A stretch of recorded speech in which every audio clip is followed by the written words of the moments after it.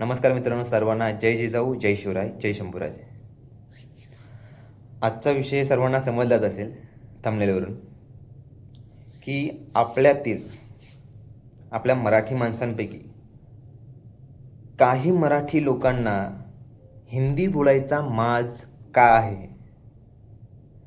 याचं उत्तर मला समजतच नाही आणि मला ते उत्तर तुमच्याकडून हवं आहे. म्हणजे आपल्याला जेव्हा समजते की समोरचा व्यक्ती मराठी उत्तम बोलतोय किंवा समोरचा व्यक्ती हा मराठीच आहे, हे आपल्याला समजल्यानंतर देखील आपण त्याच्याशी हिंदीमध्येच का बोलतो. राहतोय तर आपल्याच महाराष्ट्रात, म्हणजे आपणच पाहुणे आहोत का की आपण दुसऱ्या राज्यात गेलोय. समोरचा व्यक्ती जर आपली भाषा एक्सेप्ट करून बोलतोय, मग आपल्याला आपल्या भाषेमध्ये बोलायला काय, म्हणजे प्रॉब्लेम काय होतोय नक्की. कुणाला काही आपत्ती आहे? नाही. आजचा प्रसंग पण असाच आहे. आज मी मुंबईमध्ये, जे ज्यांना माहिती असेल, चकाला एक स्टेशन आहे, मेट्रो स्टेशन. तिथे उतरल्यानंतर आजूबाजूला एक इडलीवाला आहे. तो मुलगा उत्तम इडली तर बनवतोच, परंतु त्यासोबतच तो उत्तम मराठी देखील बोलतो.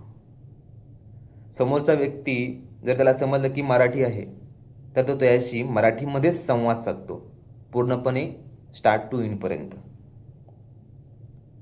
परंतु ना, काही लोक मला समजत नाही मराठी लोकांचं, की आपण का, म्हणजे हिंदीमध्ये का बोलतो जेव्हा समोरचा मराठीत बोलायला तयार आहे तर. का आपल्याला घरी आपल्याला शिकवण दिली जाते की बाबा बाहेर गेलास की हिंदीमध्येच बोलायचं, ते पण महाराष्ट्रात राहून. ठीक आहे, जॉबच्या ठिकाणी हिंदी बोला, आपल्याला आपलं पोट भरायचं आहे, आपल्या घराचं कुटुंबाचं पोट भरायचं आहे. पण त्यासोबतच आपण मराठी आहोत ही आपल्याला जाणीव पण पाहिजे कधी पण. किंवा नाहीतर काय होईल, आपणच आपल्या मराठी माणसांमध्ये पण हिंदीमध्ये बोलायला लागू, मग मराठी कोण बोलणार, बरोबर. आजचा प्रसंग पण तसाच आहे. 3 ताई त्या इडलीवाल्याकडे आल्या आणि त्याला म्हणाल्या, त्यातली एक ताई म्हणाली की दादा मुझे म्हणजे भैया मुझे मेंदू वडा और इडली देना. दुसरीने विचारलं की मेरे को दाल वडा और इडली देना और मेंदू वडा भी देना. मग त्या दादाने मराठीत त्यांना प्रश्न केला की तुम्हाला सर्वांना मिक्स पाहिजे की कसं पाहिजे.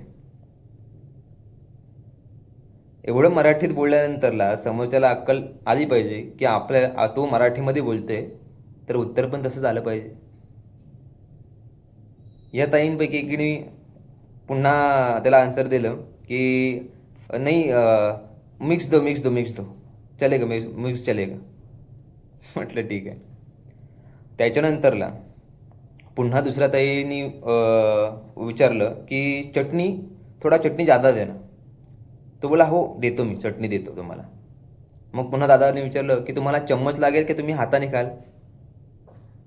तेव्हा त्यातली एक ताई बोलली नहीं चम्मच से दे दो, हम लोग को हाथ से नहीं जमता. अरे तुम्हाला भाषाच नाही जमत तर तुम्हाला हाताने खायला काय जमणार.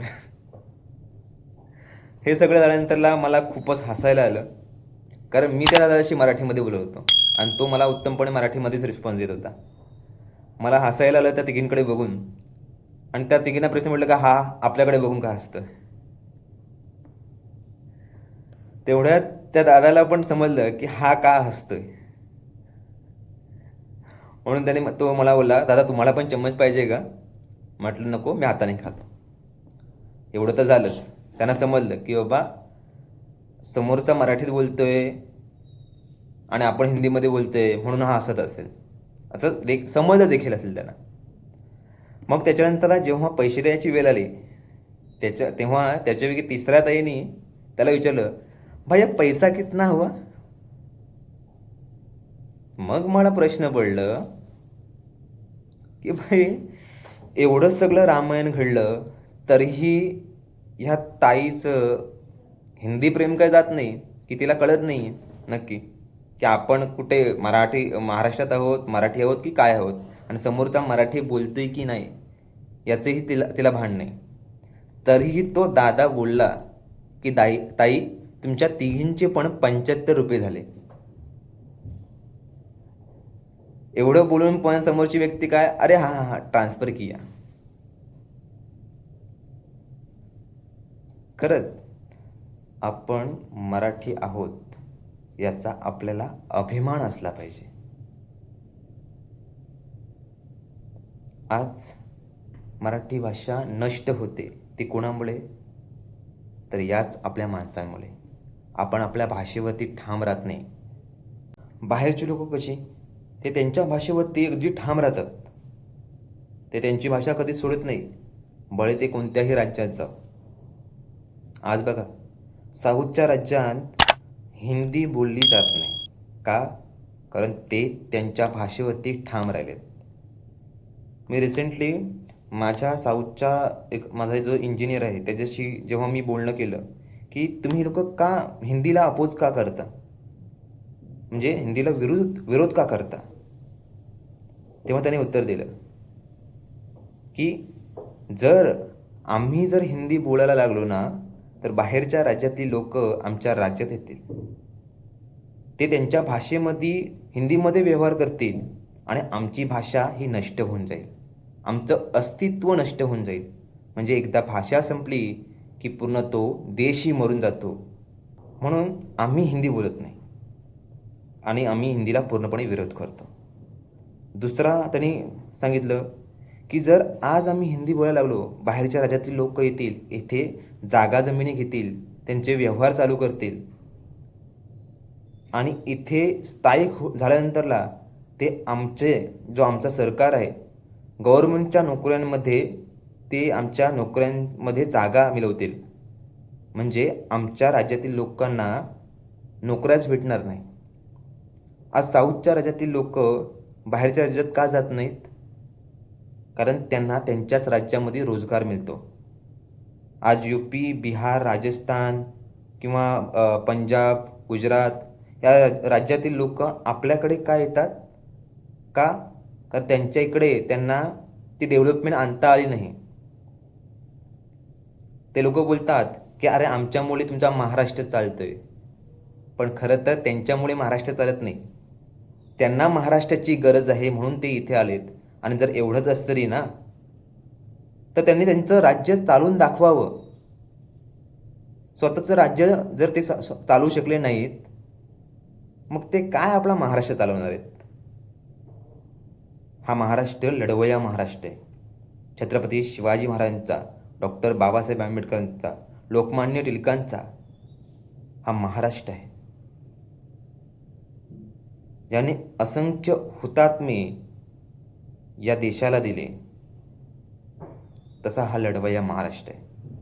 त्यामुळे महाराष्ट्राला कोणाची गरज नाही. महाराष्ट्र एकटा लढण्यास समर्थ आहे. जेव्हा बाहेरच्या राज्यातील राजांनी आपल्या माना जेव्हा झुकवल्या होत्या,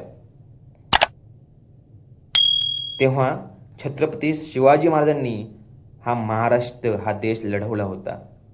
नाहीतर कधीच हा जो हिंदुस्थान आहे ना, हा कब्रिस्तान झाला असता.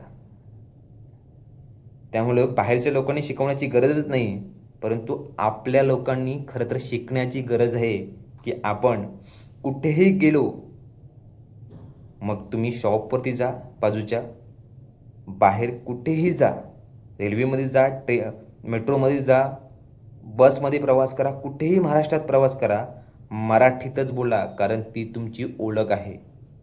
आणि तुमची ओळख संपली ना की तुम्ही मराठी आहात की नाही याच्यावरती प्रश्नचिन्ह उपस्थित राहील. ज्यांच्यामुळे हा महाराष्ट्र टिकला आहे त्यांच्यासाठी खरंच आपण मराठी तरी बोलू शकतो ना. आपल्याला कुठे तलवारी घेऊन लढायच्या नाही आहेत.